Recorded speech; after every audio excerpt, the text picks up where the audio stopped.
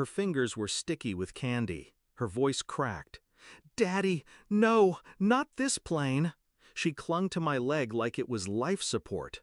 A 9-year-old panic I mistook for childish nerves. Maybe a tantrum, maybe exhaustion. The gate attendant raised an eyebrow. My wife rolled her eyes. "She's tired," she said. "She always does this." But this wasn't the usual squirming. It was trembling, desperation. "Please," she whispered, "not this one." I looked down at her, looked into her, and something in me froze. I told the attendant we'd catch the next flight. My wife's mouth twisted with irritation. I didn't care. We turned. 10 steps away, the terminal glass vibrated, then shattered. The explosion wasn't loud at first. It was wrong. A deep metal scream, followed by fire. The plane we were about to board was gone. And in that chaos, while alarms wailed and people screamed, my daughter just held my hand and said, "I told you." We stayed at an airport hotel that night. I didn't sleep. Neither did she. Not my daughter. My wife. She didn't cry. She didn't tremble. Not even when the news confirmed it was a bomb. Not when they listed the names of the dead. Instead, she scrolled.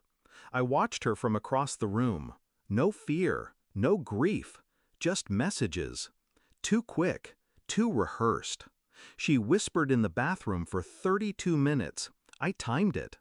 When I asked who she was talking to, she smiled. "No one. Work's checking in." She kissed my forehead. The gesture felt rehearsed too. I didn't say anything. Not yet. But I remembered the moment, months ago, when she insisted we had to fly that day. She'd booked it behind my back, non-refundable. "It's for your parents," she said. "Let's stop arguing." I remembered because she never plans anything. And now she was quiet. Too quiet. Like she knew it was coming. Like she'd known. But my daughter had felt it first. I started small. Flight records. Booking confirmations. She used her personal email, strange, considering she always books through mine. The confirmation was deleted. I found it in the trash.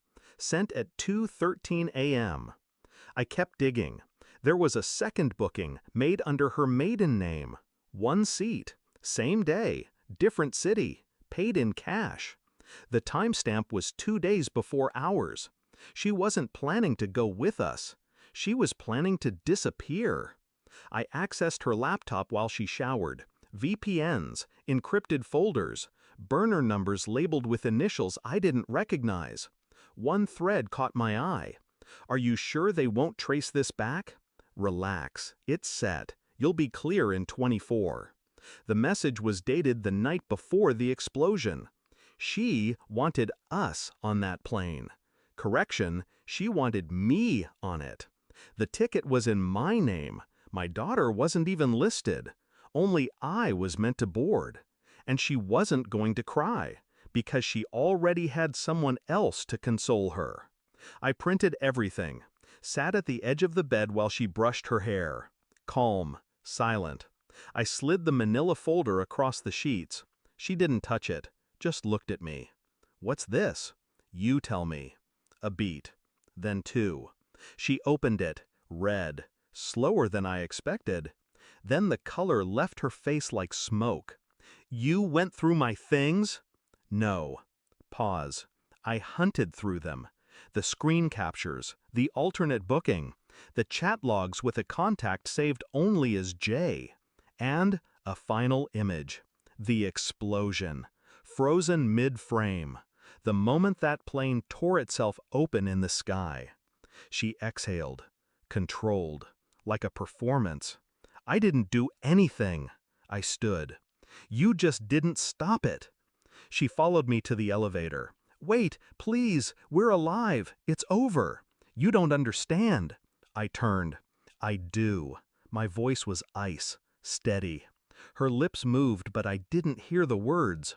"You picked that flight," I said. "You booked it. You knew it wouldn't land." She choked. "They said, just you. I didn't know she'd—" "You didn't care if I died." Silence. She flinched like I'd slapped her, but I hadn't moved. I handed her a white envelope. Divorce papers. Filed the minute we checked in. You'll find an affidavit from Homeland Security attached. Her face cracked. You turned me in? No, I said. Our daughter did. Her mouth opened, closed. You lost her the second she cried for me and not for you. We left that night. Different airport, one-way flight, new names, new lives. I watched my daughter sleep, face turned toward the window as clouds moved past the wing. She smiled in her sleep, not because she was safe, because she had chosen who to trust. Not her mother, me. I didn't look back, didn't read the headlines the next day, didn't answer when my lawyer said she was begging to explain, because now I understood. Some betrayals aren't loud. Some come dressed in routine, masked as marriage. She thought I'd burn. She forgot I carry matches, and I know where to aim the flame.